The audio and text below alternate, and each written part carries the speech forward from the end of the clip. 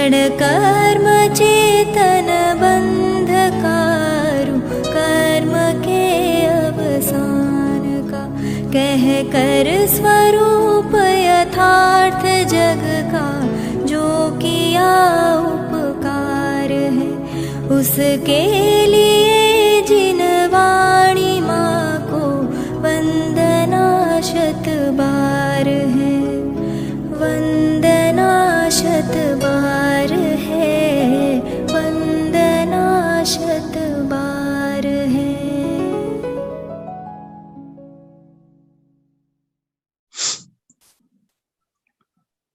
ओम नमः।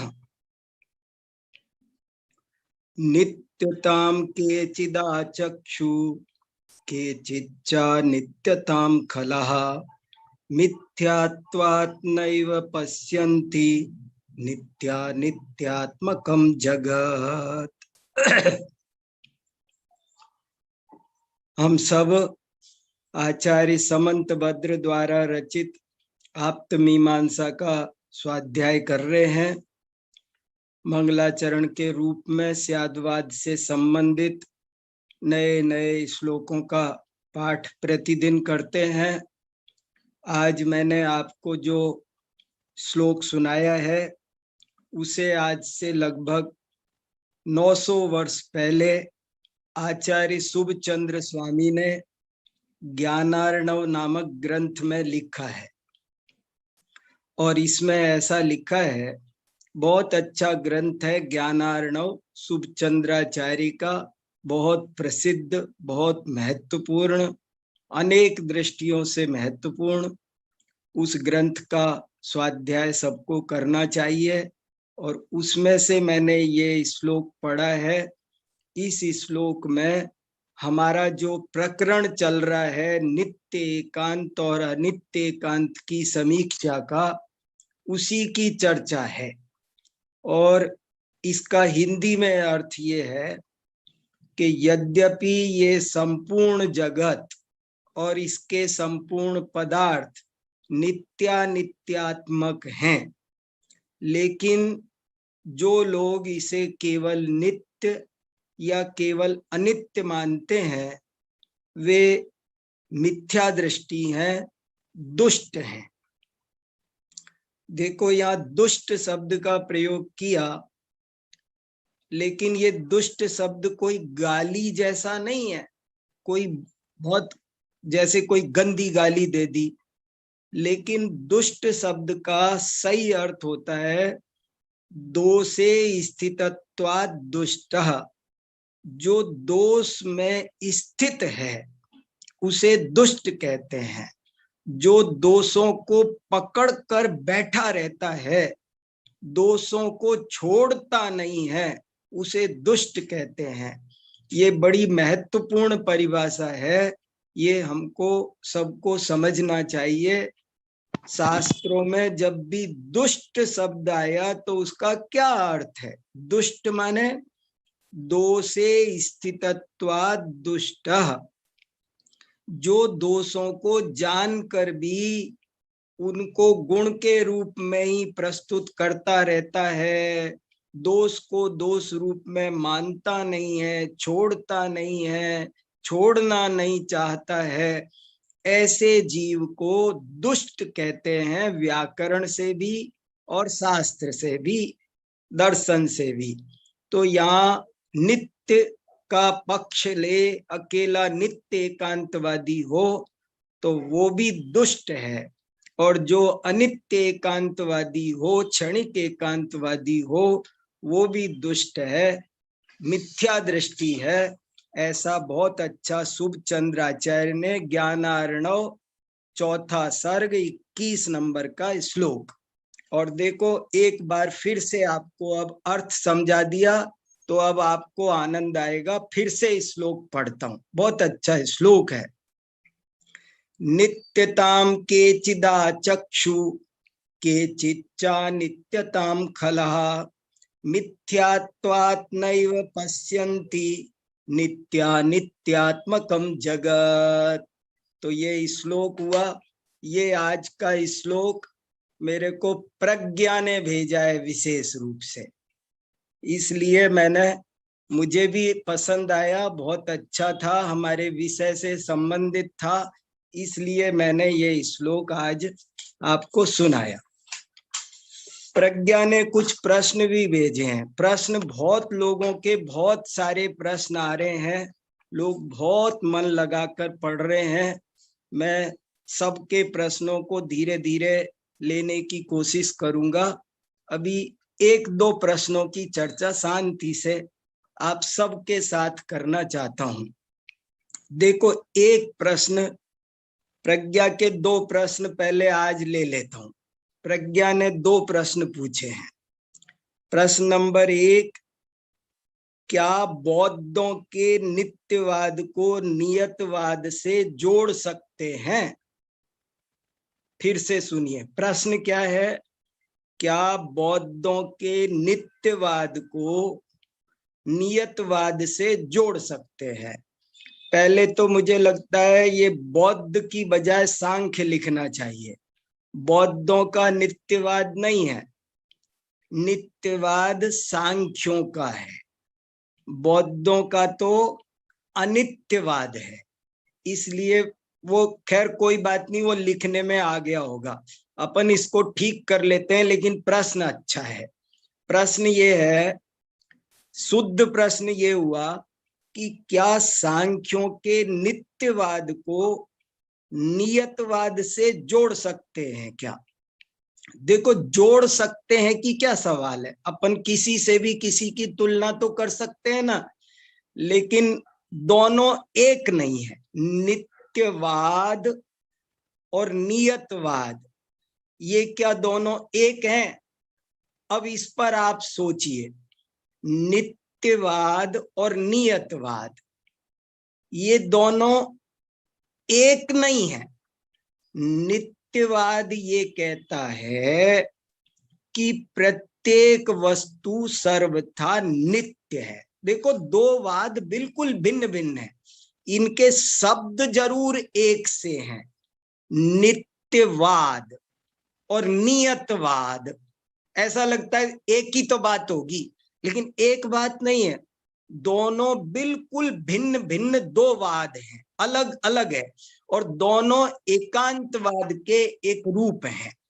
नित्यवाद का क्या मतलब हुआ? मैं इसलिए ये चर्चा यहां कर रहा हूं कि सबको स्पष्ट हो जाए। नित्यवाद का अर्थ है जगत की प्रत्येक वस्तु सर्वथा नित्य है, इसका नाम है नित्यवाद। और नियतवाद का क्या अर्थ है कि जब जो घटना निश्चित है, नियति को ही मानना, एकांततः सर्वथा नियति को मानना, वो नियतिवाद। सर्वथा नित्यता को मानना, वो नित्यवाद है। और सर्वथा नियति को मानना, वो नियतवाद है। नियतवाद में काम तो हो रहे हैं, नित्यवाद में काम नहीं हो रहे। देखो फर्क क्या पड़ा? नित्यवाद में कार्य है ही नहीं कुछ भी। नित्य तो कूटस्थ है, नित्य में कार्य नहीं है। नियतवाद में कार्यों की उत्पत्ति भी हो रही है, नाश भी हो रहा है, लेकिन वो सब फिक्स है एकदम। कार्य तो हो रहे हैं, इसलिए नित्यवाद अलग है और नियतवाद अलग है। अब आप इस पे आराम से सोच लेना, मैं समझता हूं समाधान हो जाएगा। दूसरा प्रश्न एक अच्छा आया है कि क्या क्रमबद्ध पर्याय कथनचित नियतवाद का समर्थन करता है? फिर से सुनो, बहुत अच्छा प्रश्न है, बहुत बढ़िया प्रश्न है। मैंने जानबूझ के कक्षा में रखे हैं ये प्रश्न कि हमारे किसी के भी मन में होंगे तो इनका उत्तर होना चाहिए। क्या क्रमबद्ध पर्याय कथनचित नियतवाद का समर्थन करता है? प्रश्न और फिर प्रश्न आगे भी है, पूरा प्रश्न सुनिए, प्रश्न पूरा। क्या क्रमबद्ध पर्याय कथनचित नियतवाद का समर्थन करता है? यदि हाँ, तो नियतवाद को भी जैन सिद्धांत होने से नकारा नहीं जा सकता है। तो फिर नियतवाद को भी जैन सिद्धांत होने से नकारा नहीं जा सकता है। बहुत बढ़िया प्रश्न है। बहुत आप सोचो कि आप लोग उत्तर दे सकते हो कि ऐसे। मेरी आदत है, मैं जब प्रश्न आते हैं कक्षा में भी कहीं भी, तो मैं भी सोचने लगता हूं कि इसका क्या उत्तर होना चाहिए। तो आपको एक बार फिर प्रश्न सुना रहा हूं और आप इसका उत्तर सोचिए। क्या क्रमबद्ध पर्याय कथनचित नियतवाद का समर्थन करता है?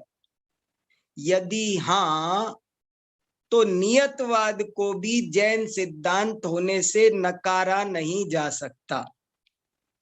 मुझे तो बहुत अच्छा लगा प्रश्न। अब आप इसका उत्तर सुनिए। देखो, कथनचित लगा देने के बाद ऐसी कौन सी बात है जिसे जैन दर्शन नहीं मानेगा? आपने प्रश्न में कथनचित लगाया है। आपने पूछा क्या क्रमबद्ध पर्याय कथनचित नियतवाद का समर्थन करता है? हाँ, करता है। क्यों नहीं करता? कथनचित लगाया है ना। कथनचित जहां लग गया, कल मैंने ग्रुप पर आपको फिर से एक बहुत बढ़िया लेख करेक्ट करके कुछ प्रश्न बढ़ा जोड़ करके भेजा है, स्यादवाद कतिपय प्रश्नोत्तर, और उसमें इस बात को फिर उठाया है कि कथनचित लगाने के बाद तो कुछ गलत रहता ही नहीं है। स्यात लगा देने के बाद कुछ भी गलत नहीं रहता। तो यदि कोई पूछे कि नियतवाद जैन सिद्धांत है कि नहीं है, और वो भी कथनचित लगा के पूछे, तो इसमें क्या दिक्कत है? कथनचित नित्यवाद भी मंजूर है, कथनचित नियतवाद भी मंजूर है, कथनचित अनित्यवाद भी मंजूर है, कथनचित अवक्तव्यवाद भी मंजूर है, कथनचित वक्तव्य। हमें कथनचित कहकर सब मंजूर है, और सर्वथा लगाकर कुछ भी मंजूर नहीं है। तो नियतिवादी जैन दर्शन है, कथनचित लगाकर कहो तो है, लेकिन सर्वथा लगाकर कहो तो नहीं है। ऐसा मेरा सोचना है, ऐसा मेरा उत्तर है। अब आप लोग सोचना और कुछ कहना हो तो मुझे बताना। और एक प्रश्न आया है।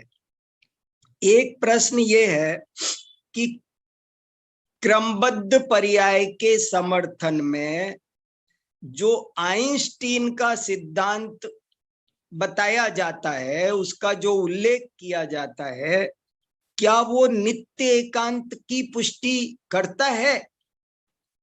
क्या वो नित्य एकांत की पुष्टि करता है? नहीं करता है। जब कोई बात स्यादवादी कहता है, पर्यायों को कथनचित त्रिकाल सत कहना जैन दर्शन को स्वीकृत है। पर्यायों को त्रिकाल सत कहना कथनचित जैन दर्शन को इष्ट है, इसमें कोई दिक्कत नहीं है। यदि उनको कथनचित सत ना माने त्रिकालवर्ती पर्यायों को, तो वे नाना प्रकार के दोष उत्पन्न हो जाते, फिर तो एक ही नहीं अनेक दोष उत्पन्न हो जाएंगे। इसलिए वो जो बात कही गई है वो एक विशेष अपेक्षा से कही जाती है, शक्ति अपेक्षा, योग्यता अपेक्षा। ऐसा मैंने उस दिन भी कहा था। भूतकालीन पर्यायों को शक्ति अपेक्षा द्रव्य में माना जाता है, भविष्यकालीन पर्यायों को योग्यता अपेक्षा उसमें माना जाता है, द्रव्य में सत माना जाता है। इसलिए इस अपेक्षा उनको सत मानो तो क्या दिक्कत है? कोई दिक्कत नहीं है। इसलिए ये सब बातें ठीक विवक्षा लगाई तो सही है। हमने कल पढ़ा था वस्तु ही प्रक्रिया विपरीत लगा दो तो अवस्तु हो जाती है। सही बात भी हो लेकिन अपेक्षा गलत लगा दो तो गलत कहा जाता है। हाँ देखो क्या लिखा है, इस प्रकार क्रमबद्ध पर्याय को सम्यक एकांत भी कहा जा सकता है, जो कि सम्यक अनेकांत का पूरक है, विरोधी नहीं। बिल्कुल एकदम ठीक बात है, एकदम ठीक बात है। देखो कथनचित लगा करके कहने में कोई दोष कभी नहीं उत्पन्न होगा, और सर्वथा लगाने से दोष उत्पन्न होते हैं। एक और प्रश्न आप अगला लेता हूं। एक प्रश्न आया है, अध्यात्म शैली में भेद विज्ञान के प्रयोजन से शरीर और आत्मा की एकता को कथन मात्र कहने में क्या कोई दोष है? फिर से प्रश्न सुनिए, अध्यात्म शैली में भेद विज्ञान के प्रयोजन से शरीर और आत्मा की एकता को कथन मात्र कहने में कोई दोष है क्या? अरे आपने ही सिद्ध कर दिया, अध्यात्म की शैली में भेद विज्ञान के प्रयोजन से हमने जो ये कहा था शरीर और आत्मा कैसे हैं, और हमने कहा था भिन्ना भिन्न है, उनको सर्वथा भिन्न कहना वो एकांत है, उनको सर्वथा भिन्न कहना वो भी एकांत है। लेकिन जब आप अपनी विवक्षा ही स्पष्ट कर रहे हैं कि भेद विज्ञान के प्रयोजन से अध्यात्म की शैली में, तो अपने आप इसी से सिद्ध हो गया कि बात स्यादवाद से सही है, सर्वथा नहीं कही जा रही है, उससे ही सिद्ध हो गया। वहीं जब अपेक्षा खोल दी गई तो वहीं सिद्ध हो गया, वस्तु स्वचतुष्टय की अपेक्षा सत्य है। तो ये तो अपेक्षा खोल के आ गया, अब तो ही भी लगाया जा सकता है। वस्तु स्वचतुष्टय की अपेक्षा सत्य ही है, पर चतुष्टय की अपेक्षा असत्य ही है। देखो जब तक अपेक्षा ना खोले तब तक दोनों बातें हैं, स्यात् सत स्यात् असत। लेकिन अपेक्षा खोलने के बाद तो आप जोर देकर कह सकते हैं कि स्वचतुष्टय की अपेक्षा वस्तु सत्य ही है। इस तरह से इन सब बातों को थोड़ा सावधानी से समझते हुए हमको चलना है। अब जैसे मान लो मैं आपसे एक प्रश्न पूछता हूं, ये तो मैंने प्रश्न सुना है, अब मैं आपसे एक प्रश्न पूछता हूं। समझ लो मैं आपसे ये पूछ रहा हूं, क्या अवस्तु कुछ होती है? जैन दर्शन अवस्तु को मानता है। जैन दर्शन के अनुसार अवस्तु है। जैन, प्रश्न फिर से, जैन दर्शन के अनुसार क्या अवस्तु कुछ होती है? अब इसका भी उत्तर बहुत सिंपल है, स्यात्। शैलेश जी, वस्तु अवस्तु है, हाँ वस्तु ही पर चतुष्टय की अपेक्षा अवस्तु है, वस्तु नहीं है। नहीं है का मतलब ये ना अवस्तु, बहुत देखो ये स्यादवाद की एक्सरसाइज है, अपन प्रैक्टिस कर रहे हैं, ये बहुत मार्मिक बात है, बहुत क्या जैन दर्शन अवस्तु को स्वीकार करता है? साफ साफ तो पढ़ा हमने कल, वस्तु ही प्रक्रिया उल्टी लगा दी जाए तो अवस्तु कहलाती है। सर्वथा अवस्तु कुछ नहीं होती। कितना तो साफ साफ पढ़ा था। देखो इसमें कारिका दिखा रहे हैं, ये हमने कल पढ़ा था ना, कारिका 48 में, 48 नंबर की कारिका में हमने बहुत साफ साफ पढ़ा था। बहुत महत्वपूर्ण बात है, जल्दबाजी नहीं, हमको समझना है। और ये बहुत महत्वपूर्ण प्रकरण चल रहा है, हम बहुत महत्वपूर्ण मुद्दे पर खड़े हैं। देखो फिर से पढ़ रहा हूं, बहुत अच्छा है। अवस्तु अनभिलाप्यम स्यात् सर्वान्तै परिवर्जितम वस्तुएव वस्तुताम याति प्रक्रियाया विपर्ययात्। वस्तु ही अवस्तु हो जाती है। आप लोग इस बात पर थोड़ा सा सोचो, देखो फिर से सोचो जरा सी बात कि सर्वथा अवाच्य वस्तु कुछ होती नहीं है। हमने कल जो पढ़ा वो 2 वाक्य पढ़े, मैं कल की क्लास को 2 वाक्य में बोल सकता हूं। नंबर 1, सर्वथा अवस्तु कुछ नहीं होती है, वस्तु ही यदि प्रक्रिया विपरीत कर दी जाए तो अवस्तु होती है। एक तो ये बहुत इंपॉर्टेंट मुद्दा कल हमने पढ़ा। और एक दूसरा मुद्दा ये पढ़ा कि सर्वथा अवाच्य वस्तु अवस्तु है। सर्वथा अवाच्य है तो वो है ही नहीं। सर्वथा अवाच्य कुछ बचती नहीं है। देखो सुनो, अवाच्य है, देखो मैं किसी वस्तु के बारे में ये कहूं कि वो अवाच्य है, तो अवाच्य होने के लिए भी उसे होना तो चाहिए ना कम से कम। वो है ही नहीं तो अवाच्य कैसे होगा। मैं इस पर बहुत जोर दे रहा हूं क्योंकि मुझे समझने में देर लगी, इसलिए मैं सोचता हूं आप लोग थोड़ी सी एक्सरसाइज कर लो, अभ्यास कर लो तो ये चीज समझ में आ जाए।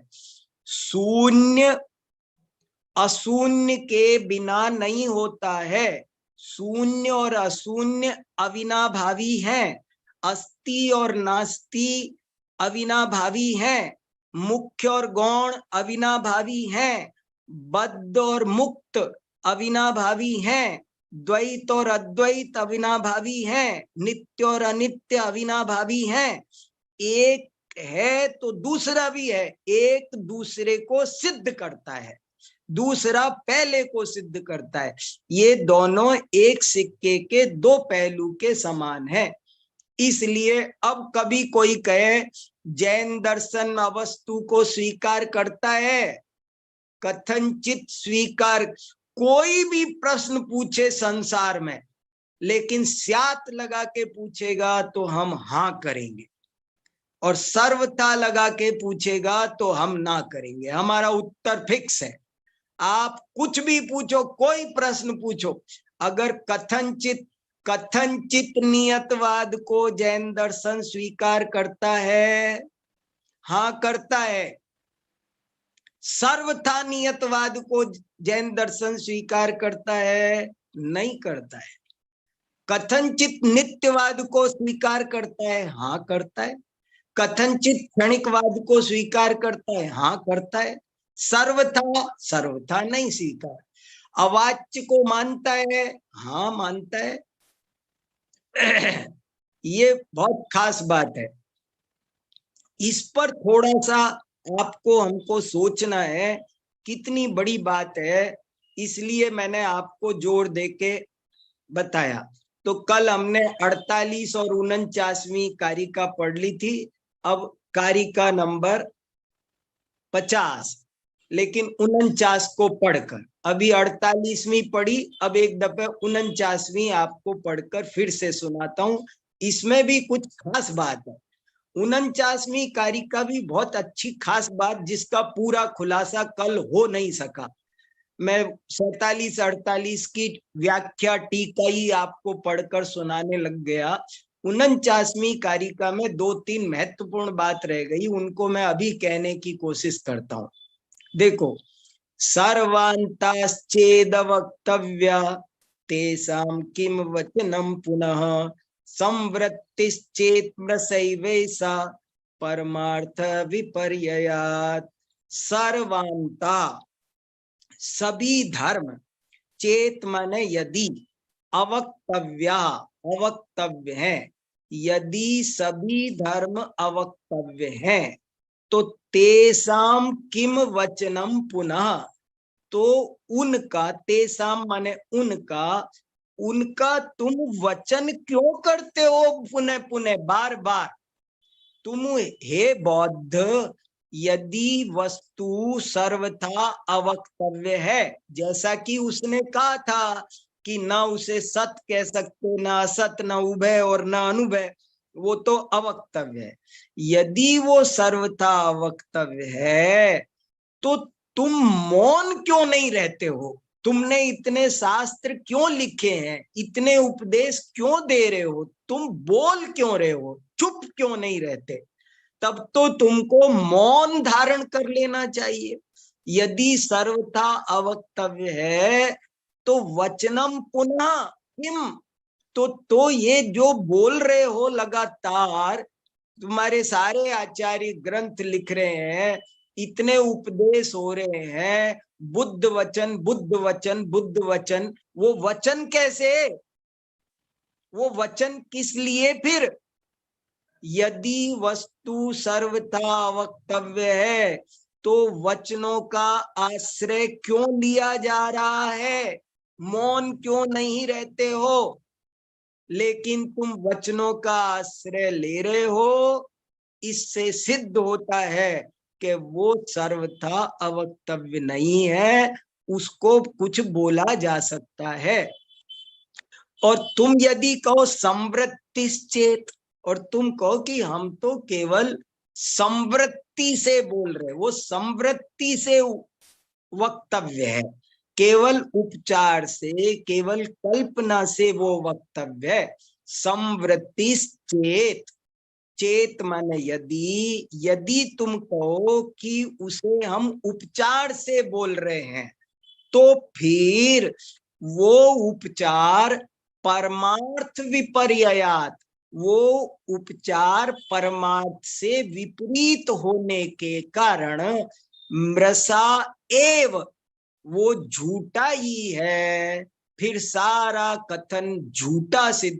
आप पहली बात बोल क्यों रहे हो, उपदेश क्यों दे रहे हो? और तुमको हम तो उपचार से दे रहे हैं, तो उपचार से दे रहे हो तो वो सारा का सारा उपदेश झूठा सिद्ध होता है। ये बात इसमें बहुत बढ़िया थी।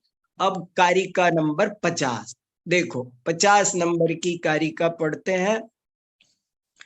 अशक्यत्वादवाच्यं किम अभावात् किम अबोधत, आद्यन्तोक्ति द्वयं न स्यात् किम व्याजेनुच्यतां स्फुटम्।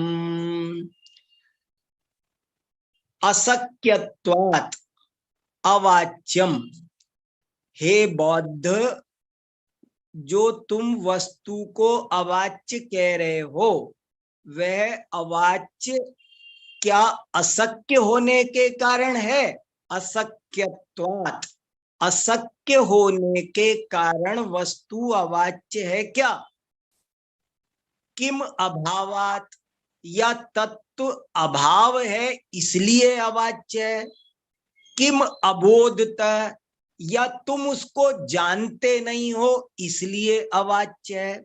देखो क्या बात चल रही है, बात ये चल रही है कि बौद्ध दर्शन ने कहा कि तत्व वास्तव में अवाच्य है, तो जैन आचार्य उसका निराकरण कर रहे हैं, और उसी का निराकरण करते हुए 49वीं कारिका में कहा था कि देखो भैया, यदि वो अवाच्य है तो पहली बात तुम्हें उपदेश ही नहीं देना चाहिए, मौन ही रहना चाहिए। बोल रहे हो, इससे सिद्ध होता है कि वो वाच्य है।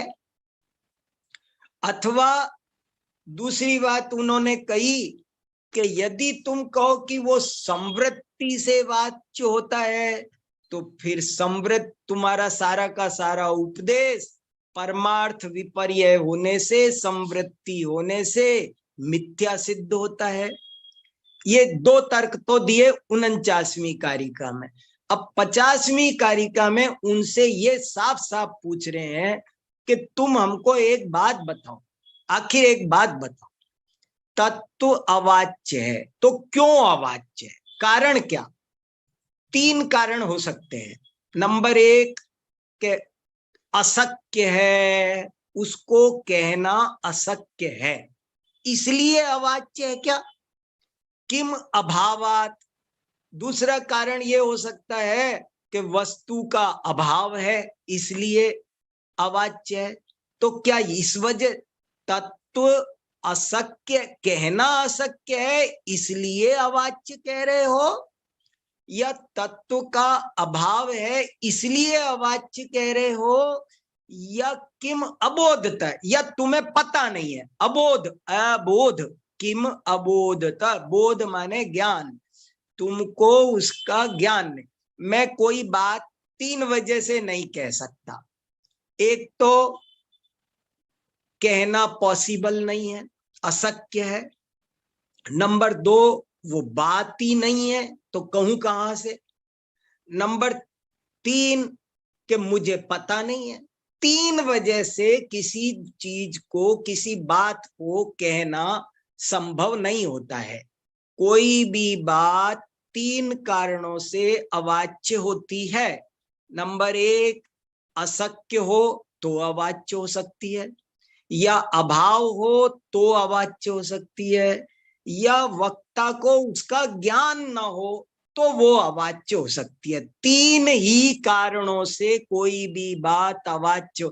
कैसी, देखो कितनी बारीकी में जाकर अवाच्य एकांत का निराकरण कर रहे हैं। जो बहुत से दर्शन, ये अकेले बौद्ध की बात नहीं है, आपको अनेक अवक्तव्य एकांतवादी मिलेंगे और अपने हर परिच्छेद में ये चर्चा अवाच्य एकांत की आएगी। तो यहाँ पर ही उसे समझ लेना चाहिए। आचार्य समंत भद्र स्वामी अवाच्य एकांत को यही सारा समझा रहे हैं। आगे फिर जब जब प्रकरण आएगा तो नहीं समझाएंगे विस्तार से, क्योंकि ये सब समझा चुके। कोई भी वस्तु अवाच्य है ऐसा कहने वाले से जैन आचार्य पूछ रहे हैं कि बताओ वो अवाच्य क्यों है। अवाच्य होने के 3 कारण हो सकते हैं। नंबर 1 वो अशक्य है इसलिए नहीं बोला जा रहा है, या वो है नहीं इसलिए नहीं बोला जा रहा है, या उसका हमको ज्ञान नहीं है इसलिए अवाच्य है। ऐसा हो सकता है, 3 बातें हो सकती है। आद्यंतोक्ति द्वयम न स्यात्, लेकिन उनमें से आदि और अंत की ये 2 उक्तियां तो हो नहीं सकती। तुम ये कहो कि उसे कहना शक्य नहीं है, ये भी तुम नहीं कह सकते, और बुद्ध को ज्ञान नहीं है ये भी नहीं कह सकते। बौद्ध दर्शन के प्रवर्तक गौतम बुद्ध को उसका ज्ञान नहीं है ये भी नहीं कहा जा सकता, और उनमें कहने की सामर्थ्य नहीं है ये भी नहीं कह सकते। देखो कितनी बढ़िया, या तो अशक्य, सामर्थ्य नहीं है मुझ में कहने की। जैसे देखो अशक्यात में क्या लगाओ, मान लो मेरे मुंह में दर्द हो रहा है और मेरा मुंह बंद हो गया है, तो मैं जानते हुए भी कह नहीं सकता क्योंकि मेरा मुंह नहीं खुल रहा है, रोग है, डॉक्टर ने पट्टी कर रखी है, तो मैं कह नहीं सकता, या मेरी जबान कट गई है, तो ये होगा अशक्यात। और बोले तत्व, कितनी बढ़िया बात है, तत्व अवाच्य क्यों है तुम बताओ। क्या तुम में कहने की क्षमता नहीं है? जबान कटी हुई है, क्या प्रॉब्लम है? तुम समर्थ नहीं हो क्या? कहने की शक्ति नहीं तुमको। लैंग्वेज, जैसे कोई मेरे से कहे कि आप जर्मनी में लेक्चर दो, जर्मन लैंग्वेज में, तो मैं क्या बोलूंगा? अशक्यम। भैया मुझे जर्मन भाषा नहीं आती है, तो जर्मन भाषा में कोई बात कहना मेरे लिए अशक्य है, क्योंकि मैं उस भाषा को जानता नहीं हूं। तो बोले तुम जो कह रहे हो कि बात तत्व को कहा नहीं जा सकता, तो क्या पहला कारण है तुम में कहने की? हाँ, कुछ भी हो सकती है, आवाज रुद्ध हो गई, या मुझे वो भाषा नहीं आती, या कोई भी आज मान लो कोई कभी कभी ऐसा होता है कोई और दिक्कत आ रही है, कई कारण इसमें टीका में तो बहुत सारे कारण लिखे हैं, और भी लाज शर्म जाने क्या क्या ले लिए। मान लो मौन ही है, आवाज रुद्ध होने की बात नहीं, आप ये भी ले लो, मान लो आज मेरा मौन व्रत है, तो मैं सब कुछ जानते हुए भी कह नहीं सकता, क्योंकि मैं प्रतिज्ञा में बंधा हुआ हूं। तो तुम जो तत्व को कह नहीं सकते हो, तो क्यों नहीं कह सकते हो, हमें सही सही बताओ। नंबर एक कारण तो ये हो सकता है कि तुम में कहने की शक्ति नहीं है, अशक्य, शक्य शब्द शक्ति से बना, तुम में कहने की शक्ति नहीं है क्या, नंबर एक। दूसरी बात, क्या वो तत्व है नहीं दुनिया में जो तुम कह नहीं सकते? वो बात ही नहीं हुई तो तुम कहोगे कहां से? जैसे कोई घटना हुई, मैं अपने वाइस चांसलर किसके पास शिकायत लेके पहुंचा, तो 3 वजह से मैं नहीं कह सकता। एक तो मैं कहना नहीं जानता, इसलिए नहीं कह पा रहा। एक दूसरा, वो घटना ही नहीं हुई तो मैं कैसे कहूं। एक, मुझे उसका पता नहीं है। 3 कारण हैं, और उन 3 कारणों में से तुम ये 2 तो कह नहीं सकते। पहला भी नहीं कह सकते, तुम ये नहीं कह सकते कि बुद्ध में शक्ति नहीं है, तो पहला कारण तुम नहीं बता सकते। तुम दूसरा भी नहीं बता सकते कि बुद्ध को ज्ञान नहीं है, अबोध है, ये भी तुम नहीं बता सकते। तो बचा क्या? अभाव बचा। तो तुम्हारा तत्व अभाव रूप है, जो तुम बात कर रहे हो वो सब अभाव रूप सिद्ध हो रही है, कुछ बन नहीं रहा, कुछ घटित नहीं रहा। और इसलिए किम व्याजेन उच्चताम स्फुटम, ये चौथा चरण तो बहुत कमाल का है। ये समंत भद्राचार्य ही कह सकते हैं, ये उनका ही कलेजा है, उनकी ही हिम्मत है। इतनी जबरदस्त भाषा, ये पंक्तियां हैं जो समंत भद्राचार्य को बहुत बड़ा वाग्मी सिद्ध करती है। देखो कितनी बढ़िया बात है। अशक्यत्वादवाच्यम किम अभावात् किम अबोधत आद्यंतोक्ति द्वयम न स्यात् किम व्याजेन उच्यतां स्फुटम। के हे बौद्ध, जो तुम तत्व को अवाच्य कह रहे हो, सो हमें ये बताओ कि वह तत्व अवाच्य क्यों है? अवाच्य होने के 3 कारण हो सकते हैं। नंबर 1, कहने की शक्ति वक्ता में ना हो। नंबर 2, वस्तु का अभाव ही हो। नंबर 3, वक्ता को उस तत्व का बोध ना हो। 3 कारण हो सकते हैं, जिनमें से 2 कारण तो हो नहीं सकते, पहला और तीसरा। बुद्ध शक्तिशाली है, सामर्थ्यवान है, इसलिए अशक्य है उनके लिए कहना, ये भी तुम नहीं बोल सकते। और उनको ज्ञान नहीं है, ये भी तुम नहीं कह सकते। वो दिव्य ज्ञानी बुद्ध, वे उनको परम ज्ञान की प्राप्ति और क्या क्या तुम कहते हो कि उनको बोधि की प्राप्ति हुई, इतना जो तुम सब बोलते हो, तो उनको अबोध है, ये भी तुम नहीं कह सकते। तो बचा एक दूसरा नंबर का विकल्प कि वो वस्तु अभाव है। तो जब ऐसी बात है तो किम व्याजेन उच्चताम स्फुटम, ये तो कमाल कर दिया। किम व्याजेन, तो बहाना क्यों बना रहे हो, इधर उधर की क्यों फेंक रहे हो? किम व्याजेन, व्याजेन माने बहानेबाजी, बातों को घुमाना फिराना, जैसे कोई बच्चा चोरी कर ले, आप उससे पूछो और वो बताए नहीं, खूब बहुत देर हो जाए, क्लियर, देख तू बता दे, तू घुमा फिरा क्यों रहा है, इस बात को सीधी सीधी कहता क्यों नहीं है कि मैंने लिया है, बोल।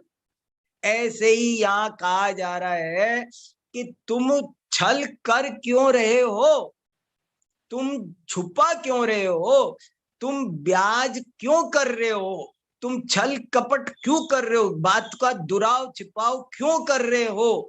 उच्चताम कहो, स्फुटम, साफ साफ कहो ना, तुम बात को साफ साफ क्यों नहीं कह रहे हो, साफ साफ कहो कि तत्व हमारा क्षणिकवाद रूप तत्व, सत्य रूप परमार्थ सत्य जिसे कहते हैं, जिसको हमने कल स्वलक्षण कहा, वो परमार्थ सत्य स्वलक्षण वास्तव में कुछ नहीं सिद्ध होता है। ये तुम बोलो ना, ये बहानेबाजी क्यों कर रहे हो। इसलिए ये एक बहुत महत्वपूर्ण बात आई, सर्वथा अवाच्य कुछ भी सिद्ध नहीं होता है, अवाच्य भी वही होता है जो वाच्य हो कथनचित। इस बात पर तो आपको हमको थोड़ी एक्सरसाइज अभी और करनी है कि जो विद्यमान वस्तु है उसी का विधि निषेध हो सकता है, अविद्यमान वस्तु का विधि निषेध नहीं हो सकता है। वस्तु, जो वस्तु सर्वथा अवाच्य है तो वो है ही नहीं। यदि वस्तु सर्वथा अवाच्य है तो वो है ही नहीं, क्योंकि अवाच्य होने के लिए भी उसे होना जरूर चाहिए, और अवाच्य शब्द से ही वाच्य तो वो बनती ही है। जो वस्तु अवाच्य है, अवाच्य है ऐसे करके अवाच्य पद से वाच्य होती है। अपन कई दफे चर्चा कर चुके कि मैं कहूं कि मेरे पेट में बहुत तेज दर्द हो रहा है, इतना तेज हो रहा है कि मैं बता नहीं सकता, मेरे सिर में दर्द, मैं बता नहीं सकता मुझे कितना सिर दर्द हो रहा है, मैं बता नहीं सकता कितना सिर दर्द, तो मैं बता नहीं सकता कितना सिर दर्द हो रहा है ऐसा कहकर भी बता तो दिया ना, बिना बताए कहां रहा। इसलिए सर्वथा अवाच्य नहीं है। इस पर थोड़ा सोचिए कि वाच्य हो तो ही अवाच्य हो सकता है। अवाच्य और वाच्य पेयर है, शून्य और अशून्य पेयर है, द्वैत और अद्वैत पेयर है, एक के बिना दूसरा होता नहीं है, एक दूसरे को सिद्ध करता ही है। ऐसे करके ये एक बहुत खास बात है। अब आप लोग कुछ कहिए, शुरू के प्रश्नों में मैंने जो उत्तर दिया उसमें भी आप कुछ कहिए, और क्या क्या बात आपको कुछ थोड़ा सा इसको बढ़ाइए, खोलिए अच्छे से, थोड़ी चर्चा होनी बहुत जरूरी है, प्रैक्टिस होना जरूरी है। देखो कैसा प्रश्न था, जैन दर्शन अवस्तु को स्वीकार करता है। अब एकदम से लगेगा कि नहीं तो, लेकिन क्या दिक्कत है, वस्तु ही परद्रव्य क्षेत्र काल भाव की अपेक्षा से अवस्तु है, स्वद्रव्य क्षेत्र काल भाव की अपेक्षा से वस्तु है, लेकिन परद्रव्य क्षेत्र काल भाव की अपेक्षा से वस्तु ही अवस्तु है। घट ही अघट है, घट दिन ही अदिन है, चेतन ही अचेतन है, चेतन स्वद्र जीव ही अजीव है। परद्रव्य क्षेत्र काल भाव की अपेक्षा से, ये खास बात है। हाँ दिनेश जी, दिनेश जी भी बहुत रस्साकसी, बहुत मेहनत कर रहे, बहुत सोच रहे हैं।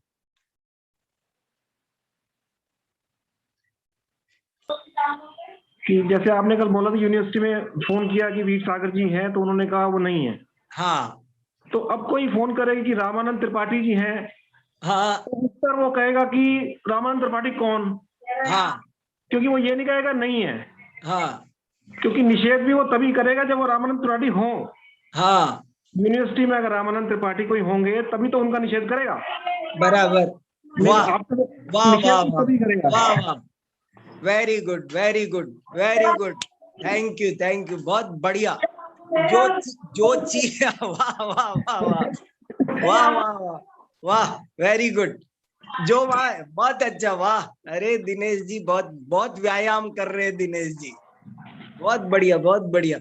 अभी आपका वो एक मुद्दा रुका हुआ है, मुख्य गौण वाला, उसको छेड़ूंगा मैं बाद में, बहुत ठीक खास है, बहुत खास मुद्दा है वो। अभी मैंने जानबूझ के छेड़ा नहीं, क्योंकि आप भी विचार कर रहे हो, मैं भी कर रहा हूँ। हाँ, बहुत बढ़िया बहुत बढ़िया बहुत बढ़िया। रामानंद त्रिपाठी क्या, उसने निषेध भी नहीं किया, क्योंकि वो वहां जो होगा उसका निषेध होगा। बहुत बढ़िया, बहुत अच्छा, वेरी गुड। हाँ दीपाली जी। हाँ बोलिए। नमो नारायण गुरु जी। हाँ नमो जी नारायण। अच्छा, आप बात कर रहे थे कि सर्वथा नहीं लगाया जा सकता किसी को भी, स्यात हाँ लगा के ही अपेक्षा बताई जा सकती है। हाँ हाँ अगर कोई अभव्य है हाँ तो उसको सम्यक दर्शन हो ही नहीं सकता है, उसकी हाँ योग्यता नहीं है। हाँ, तो अभी इसमें तो मतलब सर्वथा लगता है, ऐसा लगता है, फिर अभी उसमें कैसे घटाएंगे स्यात? आप ही लोग घटा के बताओ, इतने दिन हो गए अपने को। जैसे उस दिन शिल्पा जी भी बोल रहे थे ना, कुछ सिद्धांत जैन सिद्धांत है अभी, उसको तो मतलब हाँ मतलब स्यात कैसे लगाएंगे, किस किस को तो है एवकार जैसे ही लगता है वो। फिर हाँ हाँ जैसे हाँ अभी केवली भगवान के वाणी में आ गया कि ये अभव्य है, तो मतलब अभी उसमें कैसे क्या? हाँ, देखो, अनंत विवक्षाएं हैं, विवक्षाएं अनंत है, अनेक मतार्थ भी होते हैं। मैंने आपको पहले कुछ वाक्य ऐसे घटित करके बताए कि जैसे कोई कहे कि भाई कोई अन्य मत का सिद्धांत रखे, कोई बात कहे, मान लो कोई कहे कि यज्ञ करने से स्वर्ग मिलता है, तो अब इसको इसको सही माने क्या? उनकी अपेक्षा से। हाँ, मीमांसक मत की अपेक्षा से। ऐसे ही अभव्य जीव को सम्यक दर्शन होता है क्या? मान लो कोई व्यक्ति मानता है ऐसा, तो उसकी मान्यता की अपेक्षा है ना, ये बात प्रश्न है ना वो, उसका उस प्रश्न की अपेक्षा से है। अब उसका निराकरण करेंगे, ज्ञानात्मक, शब्दात्मक। अरे कहीं लिखा हुआ है, ऊट पटांग बहुत सारी बातें सिद्ध होती हैं शब्दात्मक। मैंने एक ये भी बात बहुत अच्छे से चर्चा में आई कि क्या स्यादवाद से सब कुछ सही हो जाता है? ये प्रश्न उठाया है मैंने, उसमें आज वाला जो लेख भेजा है उसमें आप देखना, मैंने एक प्रश्न ये उठाया है कि क्या स्यात शब्द लगा देने से सब कुछ सही हो जाता है? तो फिर उसका उत्तर दिया, दो उत्तर दिए। एक उत्तर तो ये दिया कि हमने परिभाषा में ही ये लिखा है कि प्रमाणेन अविरुद्धा विधि निषेध प्रतिकल्पना, के जो संभव विधि निषेध धर्म है उनकी सत्ता स्यादवाद से सिद्ध होगी, कोई ऊट पटांग की सिद्ध नहीं होगी। एक उत्तर तो ये दे रखा है। दूसरा उत्तर ये दे रखा है कि थोड़ी बारीकी में यदि आप जाएंगे तो इतनी विवक्षाएं मिलेंगी। प्रत्येक वस्तु तीन प्रकार की होती है, शब्दात्मक, अर्थात्मक, ज्ञानात्मक। तो इनकी अपेक्षा से उनका रूप बन जाता है। जैसे अभी ये सब बातें भी तो बड़ी अजीब है ना। आप ये कह रहे हैं कि भव्य को सम्यक अभव्य को सम्यक दर्शन। मैं कहता हूं कि आप ये बताओ ना कि अग्नि ठंडी होती है, ये कहता तो मान लेते क्या? आप कहते ये तो बिल्कुल यूनिवर्सल ट्रुथ है। सूरज पूरब में निकलता है, अब ये बात तो बिल्कुल साहब यूनिवर्सल ट्रुथ है, अब इसमें क्या स्यात लगाएं? अरे स्यात लगाने का सवाल ये है कि उसमें विवक्षा भेद बहुत बन सकते हैं, बन जाते हैं। अज्ञानी जीवों का भी तो मत है, वो कहां जाएगा? अज्ञानी जीवों का मत कहां जाएगा?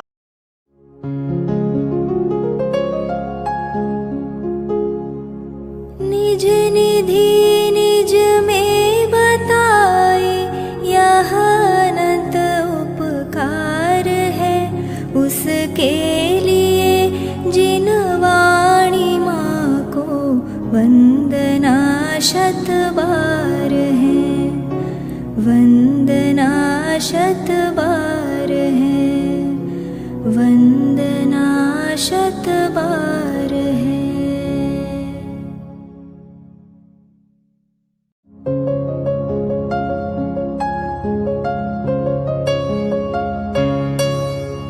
हे जिन वाणी भारती तो ही जपो दिन रैन, जो तेरी शरणा गहे सो पावे सुख चैन। जा वाणी के ज्ञान ते सूझे लोकालोक, सो वाणी मस्तक नवो सदा देत हो ढोक, सदा देत हो